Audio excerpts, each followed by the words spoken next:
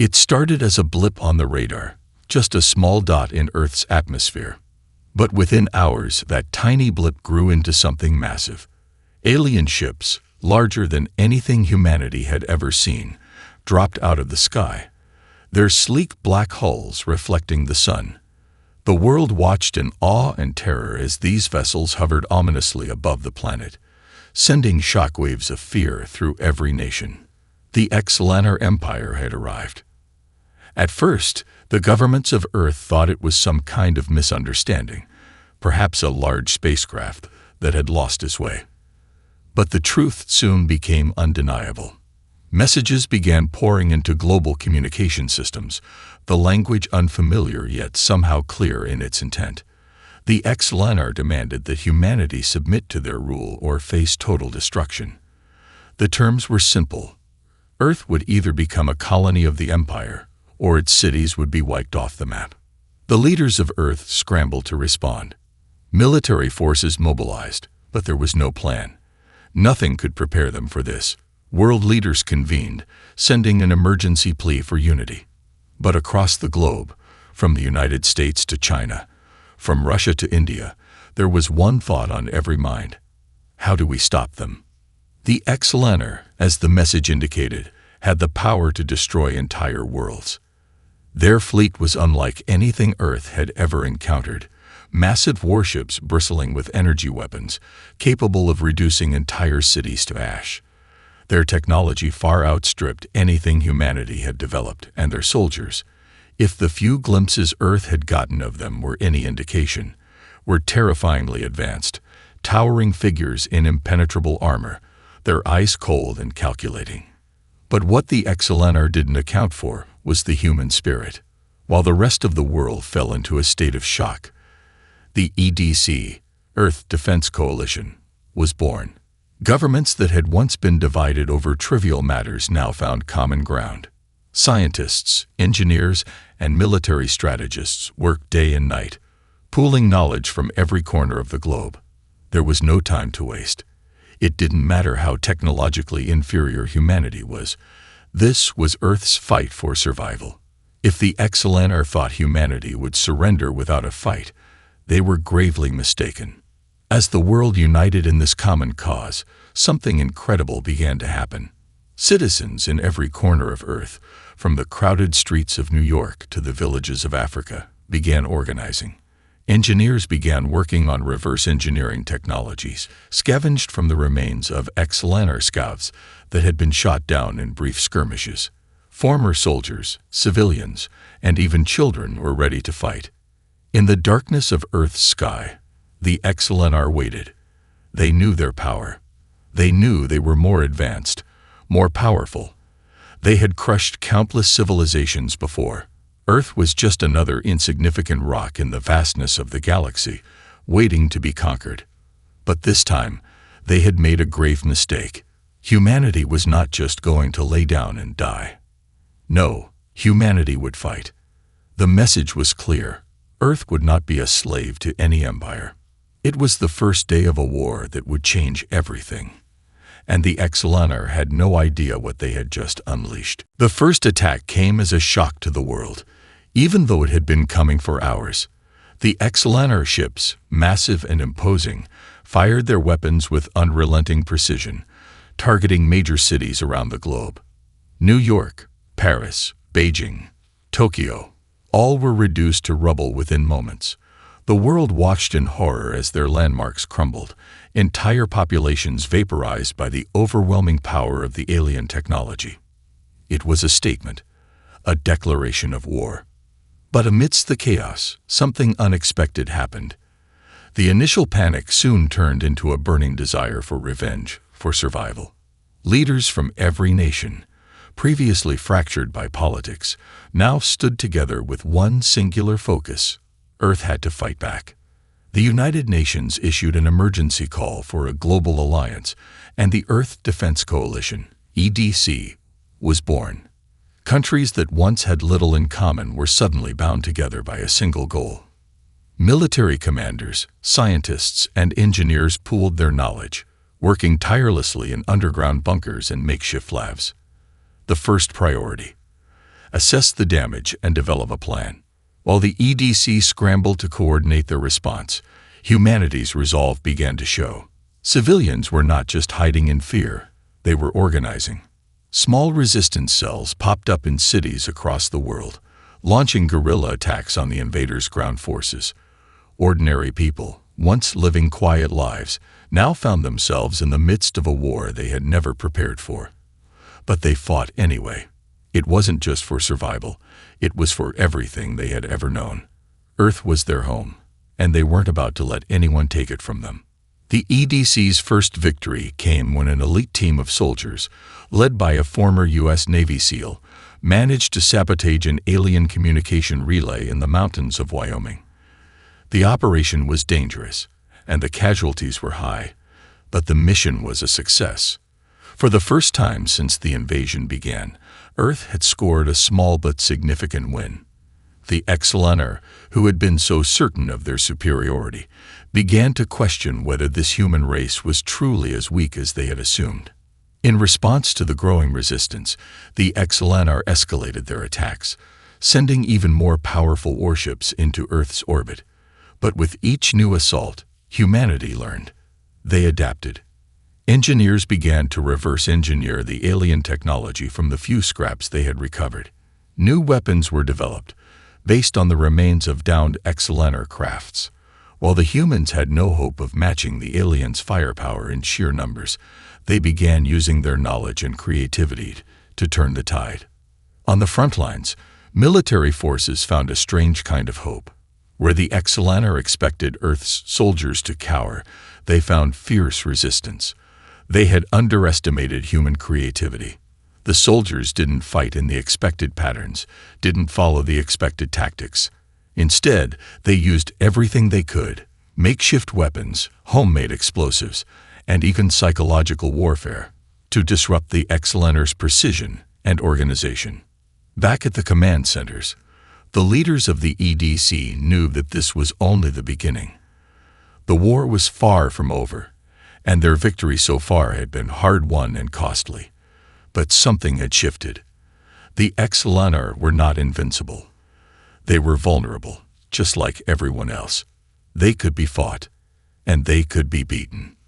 The world had come together, not just to survive, but to win. And now, the humans weren't just defending their planet.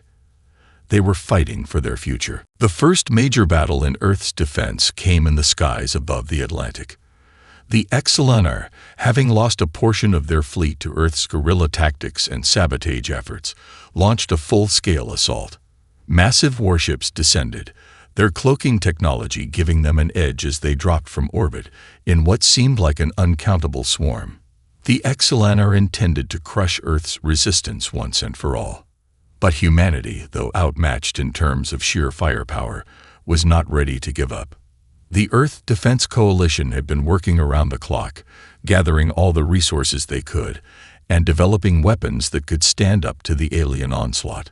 A last-minute breakthrough by a group of engineers had produced the first of humanity's new countermeasures. An energy disruptor, a weapon designed to scramble the energy fields protecting the XLNR ships.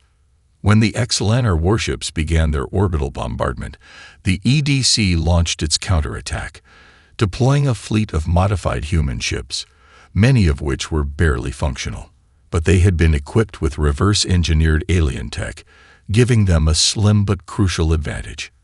As Earth's ships surged forward, the energy disruptor was fired for the first time, targeting the lead XLNR flagship. The results were immediate. The XLNR shields, once thought impenetrable, flickered and began to fail. For the first time in the war, human forces gained a crucial edge. The XLNR flagship, unable to shield itself from the barrage of missiles and plasma fire, was knocked off course and crashed into the Atlantic Ocean, its enormous bulk sinking to the depths. A resounding cheer echoed through Earth's military command centers. This was no longer a battle for survival. It was a fight for victory. But the XLNR were not easily deterred. Within hours, they regrouped, sending in reinforcements and calling in their own energy weapons, far more powerful than anything humanity had yet encountered. Earth's newly developed ships, though equipped with alien tech, were still no match for the raw firepower of the XLNR fleet. But human tactics weren't based on firepower alone. They used their environment, their creativity, and their unpredictable nature to stay in the fight. One particularly daring tactic was developed by a group of fighter pilots who devised a plan to lure XLNR ships into a trap. Knowing the aliens relied on their superior technology to outmaneuver Earth's forces, the human pilots deliberately feigned weakness. They baited a squadron of XLNR ships into a narrow rocky canyon in the Pacific, where their advanced sensors would be rendered almost useless.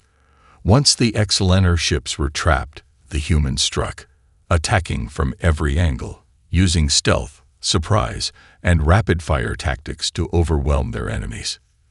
The maneuver was a success. The XLNR fleet, once thought unstoppable, was forced to retreat for the first time in the war. Their pride, shattered by humanity's cunning, now came at a heavy cost. For the first time, the alien invaders knew what it was like to be outsmarted. But Earth wasn't done yet. With each victory, the EDC grew bolder. Engineers and scientists worked around the clock, developing new weapons, new technologies, and new strategies to combat the alien threat. The humans had learned one crucial thing from the XLNR: never underestimate your enemy. It was a lesson that would shape every battle to come. As the war dragged on, the stakes grew higher. The XLNR, despite their initial shock at Earth's unexpected resistance, had begun adapting to humanity's tactics. Their warships became more efficient, their soldiers more relentless. The aliens had the upper hand in technology and numbers, and though humanity had proven itself resourceful, they were still vastly outmatched. Earth's forces knew they needed something more, something that could turn the tide for good. In a hidden underground facility, deep in the Swiss Alps, a group of top-tier scientists, military strategists, and engineers were working day and night on what they called Project Phoenix. For months, they had been reverse engineering the alien technology salvaged from the remnants of destroyed XLNR ships. There was no manual, no instruction book. It was a race against time to understand and adapt the technology fast enough to be useful. The breakthrough came when Dr. Alina Kovac, a leading physicist, discovered a way to combine the alien energy shield technology with Earth's most advanced weaponry. By harnessing the power of a newly developed fusion core and integrating it with alien energy sources, they created a weapon that could disrupt the very core of XLNR technology. The weapon, dubbed the Pulse Cannon, could disable the power cores of XLNR ships, leaving them vulnerable to attack. With the Pulse Cannon ready for deployment, the EDC launched its first major assault in the heart of the XLNR fleet's operations. The mission was risky. It was going to be a direct strike against the Empire's strongest battle group, an all-or-nothing move. The Pulse Cannon was Earth's last, best hope for turning the war around. As the mission began, Earth's ships, now equipped with new alien tech upgrades and armed with the Pulse Cannon, moved into position. The XLNR fleet, massive and intimidating, seemed to tower above them in the dark expanse of space. But this time, the humans weren't afraid. They were ready. The first wave of the attack was a classic diversion. Small strike craft lured the XLNR's attention away from the main force. It worked. The aliens, thinking they were dealing with just another skirmish, spread their ships thin to cover the perimeter. Then, when the XLNR's battle group was scattered, the Pulse Cannon was fired. The result was immediate and spectacular. The Pulse Cannon discharged a concentrated burst of energy, not unlike the XLNR's own weapons, but far more concentrated. The leading warship in the battle group, the largest, most advanced ship in the fleet, was hit directly. Its energy shields flickered, struggled, and then failed completely. The ship's power core was destabilized, sending a shockwave through its internal systems. Within seconds, the massive warship was rendered powerless, floating dead in space. The shockwave from the explosion sent ripples through the entire fleet. Several smaller ships, caught off guard, were also affected, their shields flickering before collapsing under the pressure. Humanity had done it. The pulse cannon, developed through sheer determination and innovation, had struck a decisive blow. But the XLNR didn't surrender. In fact, the explosion triggered a retaliatory wave that sent shockwaves throughout the galaxy. The remaining XLNR ships went into overdrive, firing back with everything they had. But the damage had been done. The element of surprise had been used to perfection, and now Earth's forces had the initiative. The battle was far from over, but for the first time, humanity had proven it wasn't just surviving, it was winning.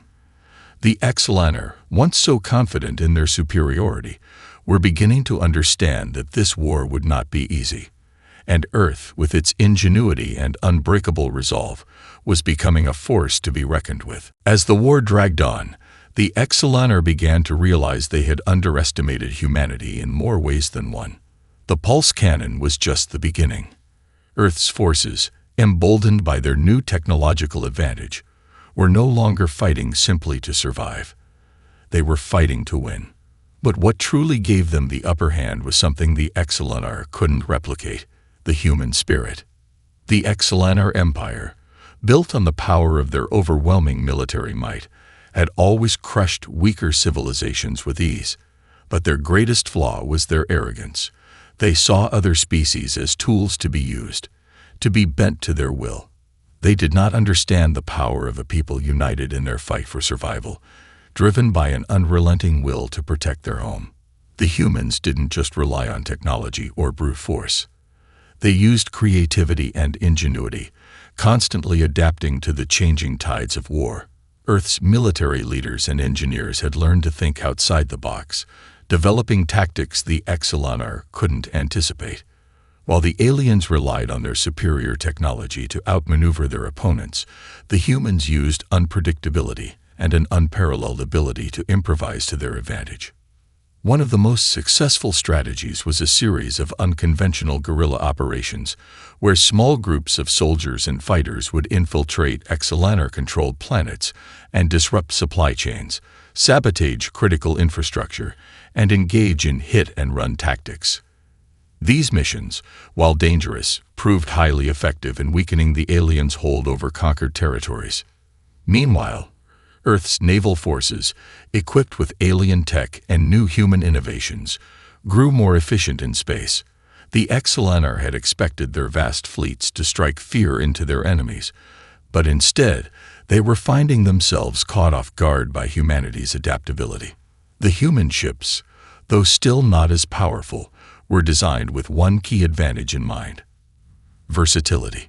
While the XLNR ships were engineered for power and precision, Earth's ships could be reconfigured for different types of combat on the fly, making them unpredictable and difficult to target. On the ground, humanity's resistance movements had become a well-organized network of fighters. Cities that had once been symbols of despair were now thriving hubs of rebellion. Fighters, soldiers, and civilians worked side by side, creating underground networks to exchange information, smuggle resources, and launch attacks against the XLNR garrisons. Earth's people were no longer passive victims.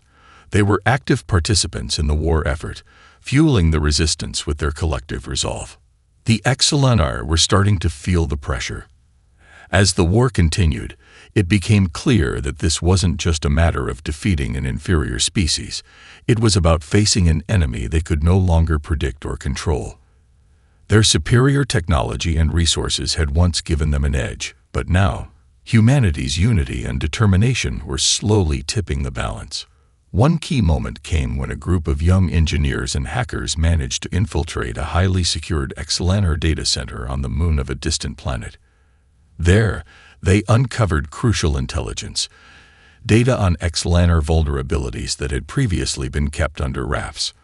Armed with this new information, Earth's military forces launched a surprise attack on the XLNR's central command ship, one of the largest and most heavily guarded vessels in the fleet.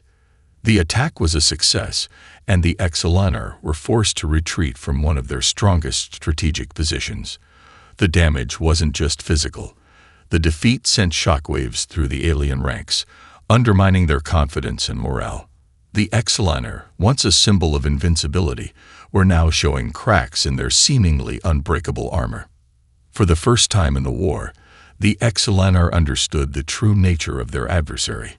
They had underestimated the humans in ways they couldn't have anticipated. The war had changed. No longer was it a one-sided battle for survival. It had become a battle of wills, and humanity had proven that it would never give up. With each passing day, the war shifted in humanity's favor. The Excelliner, once so confident in their technological superiority, were now facing a relentless, unpredictable enemy that refused to back down. But the victory at the Excelliner command ship was only the beginning. Earth had struck a critical blow to the heart of the alien invaders, and now they had an opportunity to deal the final blow, if they could maintain their momentum. The success of the attack on the Excelliner flagship sent a powerful message across the galaxy. Humanity was no longer the weak species the invaders had assumed. They had proven that they could stand toe-to-toe with the mightiest empire in the galaxy. And the Excelliner, for the first time, were on the defensive. The EDC's strategic command immediately began planning the next phase of the war. A new offensive, one designed to cripple the Excelliner's ability to wage war in their own territory, was launched. The mission was risky, involving deep strikes into alien-held systems where Earth's forces would face overwhelming odds.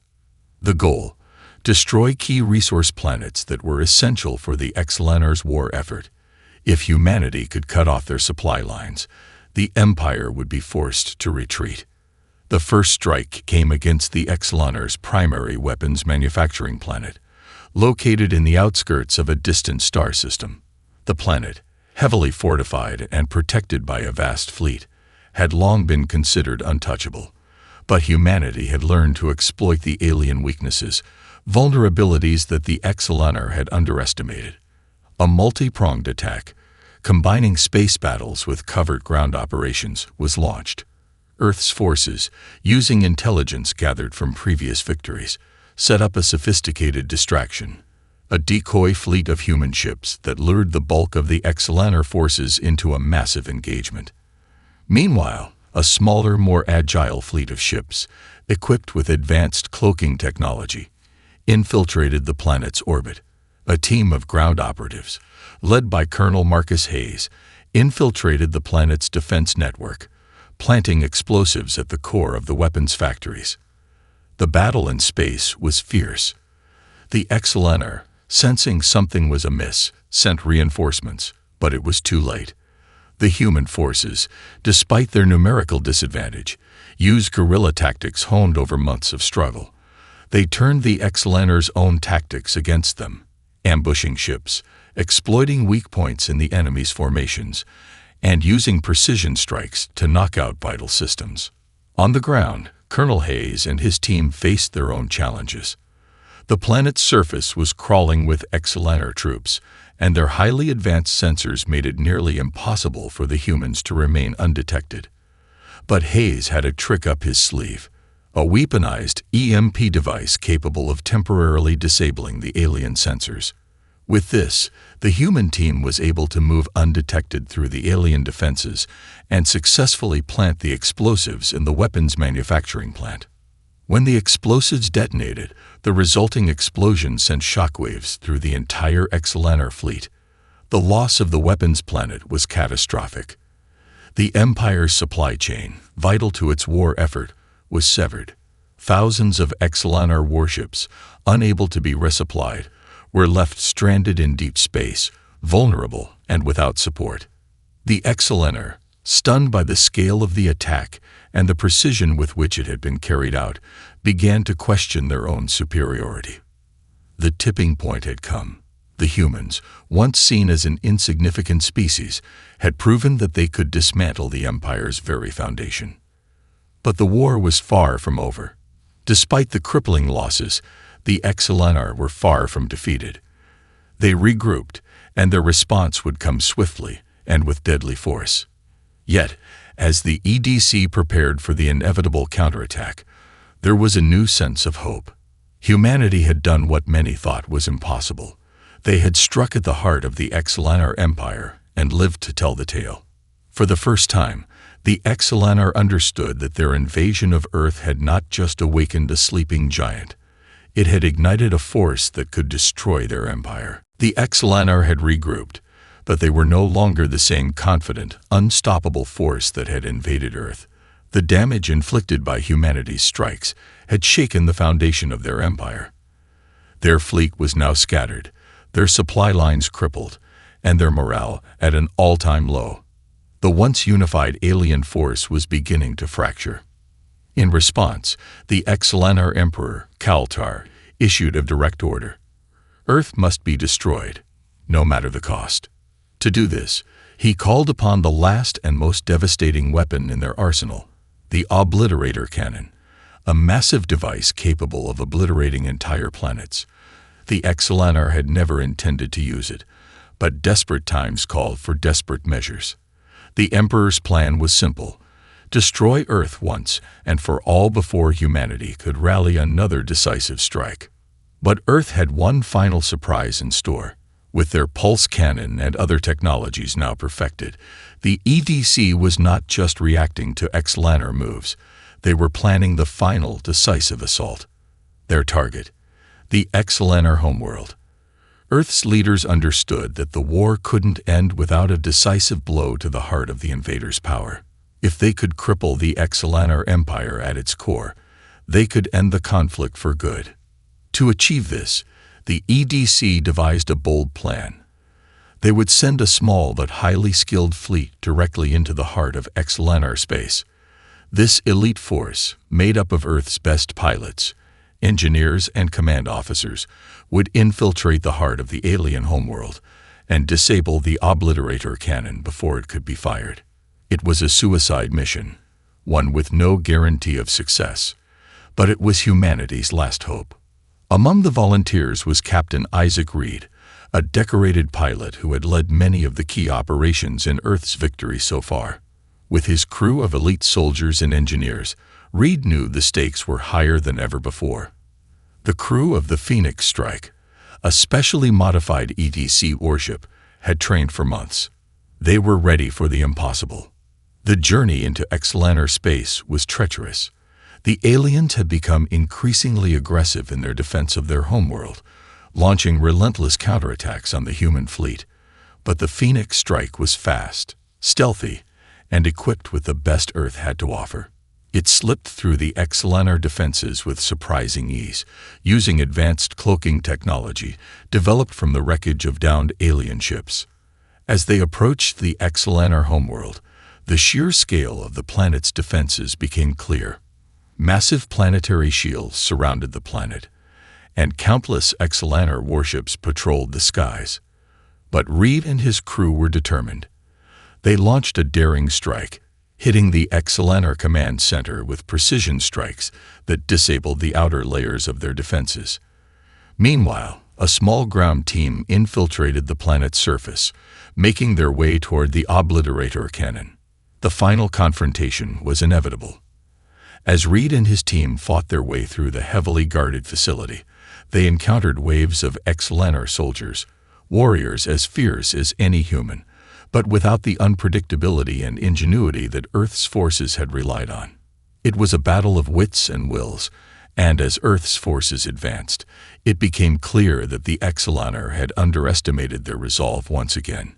Inside the core of the facility, Reed's team found the Obliterator Cannon, a gargantuan device capable of wiping out entire civilizations in a single blast.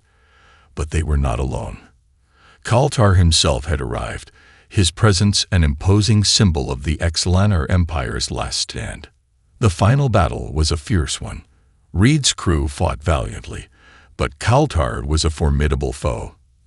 As the alien leader clashed with the humans, the fate of the galaxy hung in the balance.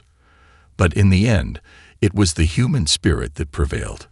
With a combination of quick thinking, teamwork, and sheer grit, Reed's team disabled the Obliterator Cannon just moments before it could be fired. As the cannon's power core exploded, the shockwave rippled through the planet, and Kaltar's forces crumbled. With the weapon disabled and the Emperor's power shattered, The Exelanor were forced into retreat. Earth had struck the final blow, and the war, which had once seemed hopeless, was finally over. With the Obliterator cannon destroyed and the Exelanor Empire in disarray, Earth's forces stood victorious. The war that had seemed impossible to win, that had brought humanity to the brink of extinction, had finally come to an end. But while the victory was sweet, the cost was immense. The echoes of battle still reverberated across the globe, and Earth's people were left to rebuild what had been lost. The collapse of the Exelanor Empire came swiftly after the destruction of their ultimate weapon. With their fleets shattered, their military crippled, and their leadership in disarray, the Exelanor could no longer hold their vast empire together. Their colonies, once eager to serve their imperial masters, began to revolt. The enslaved species that the Exelanor had conquered were now rising up in rebellion, fueled by the example Earth had set. Even those who had once been loyal to the alien invaders began to question the wisdom of their former leaders. Captain Isaac Reed and his crew were hailed as heroes. They had led the final strike into the heart of the Exelanor Empire and, against all odds, had turned the tide of war. Reed himself stood before the United Nations in a joint ceremony held in New York City, where world leaders and representatives from every nation on Earth gathered to celebrate their hard-won peace. The cheers of the crowd filled the air, but Reed couldn't help but feel a weight in his chest. The war was over, yes, but the scars it left would last for generations. "We fought because we had to," Reed said in his speech. "We fought for our families, our homes, and our planet. We fought because the alternative was too terrible to bear. But we didn't just fight with weapons. We fought with our hearts, our minds, and our unity. That is what set us apart. That is why we won." The world had changed. The Exelanor threat was no more, but the aftermath of the war was still fresh in everyone's mind. Cities lay in ruins, entire regions had been ravaged by the violence of occupation and war, and millions had lost their lives. But humanity was resilient. The same ingenuity and adaptability that had led to their victory would now be the foundation for rebuilding. As the celebrations subsided, the work of reconstruction began.